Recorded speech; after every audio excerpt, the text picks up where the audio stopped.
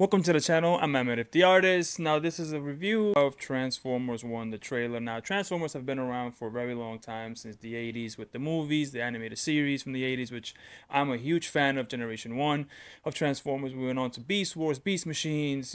Overseas we had Beast Wars 2. We had, More Than Meets the Eye, Robots in the Skies, or whatever it was. It was a few stints in there where it was different series. But anyway, it's a lot. Armada. I kind of like the Armada here and there.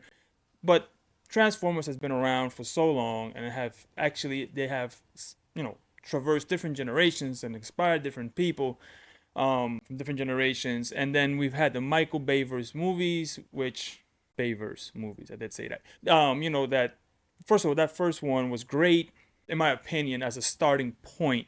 There was some flaws with it, but I overall really liked that movie. And it set up the universe, I think, properly for what it was going to be. And then, however you feel about those movies, it spun off there, and they sort of got to a point where they wanted to maybe reboot it, but they didn't want to kind of get rid of everything that was in the past. So they did Bumblebee, and Bumblebee kind of was like an in-between soft reboot, right?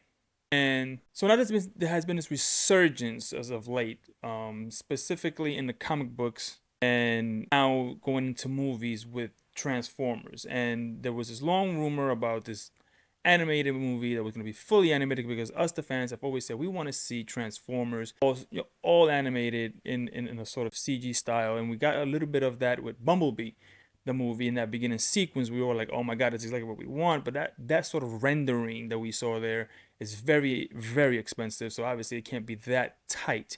But we were like, okay, but something to that effect, right? So we kept hearing rumbles about this movie, and then finally we got the name of it. It was Transformers 1, and we got the trailer. And okay, so here we go. So this trailer, starts off kind of just showing you what the animation style is, right? And how colorful this world is. And it seems like I don't mind that it's low tech in a sense. That's not my problem with it. It does look like if it was an earlier movie, which I'm fine with because that keeps the budget down. But also they have, well, let's start with the obvious, the look. My problem with the look of the movie is that it doesn't fit what they would become in the Bayverse movies, if that's what they want to keep continuing, and the Bumblebee. It doesn't fit the comic book, and it doesn't fit G1.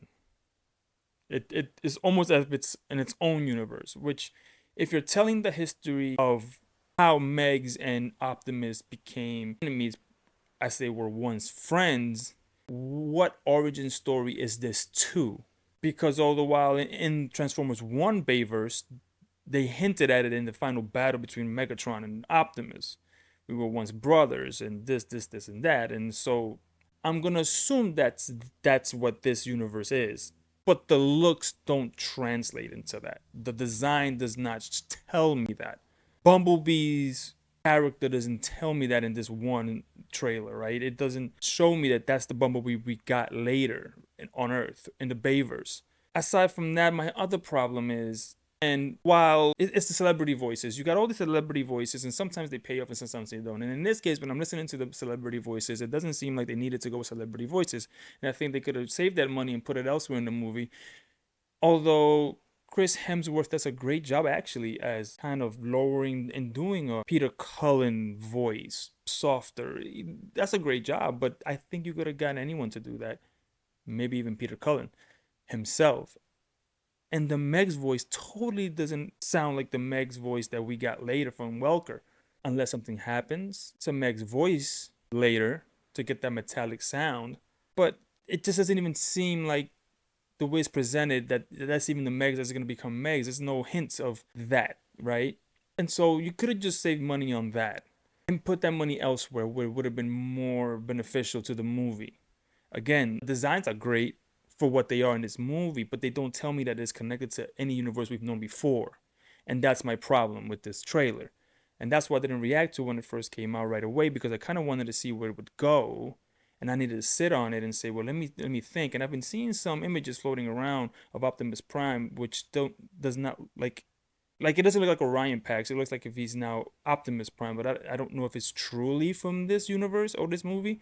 But if it is, then it doesn't even match anything that's going on with the ones we got in the Bayverse. So it's very confusing. All in all, I wish that they would have maybe dropped a new series on Netflix with this universe and then done this movie and then connected that way, and it's a new universe, and then we wouldn't be confused about what story this is telling.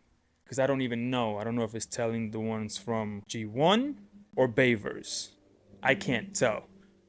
I'll give this movie a fair shot. I will review it when it comes out. I will probably take my kids if they want to go see it, just to go see it, as I didn't get to see G1 in the theater just because it wasn't playing where I lived, or maybe it did and I just didn't know about it. But in the end, it looks good. I got a couple chuckles. I just don't know where it fits in, and that's my biggest problem. Let me know in the comments below. Do you think that's your biggest problem? Do you have other problems with it? Any problems you have, or you think it looks great? Let me know in the comments down below.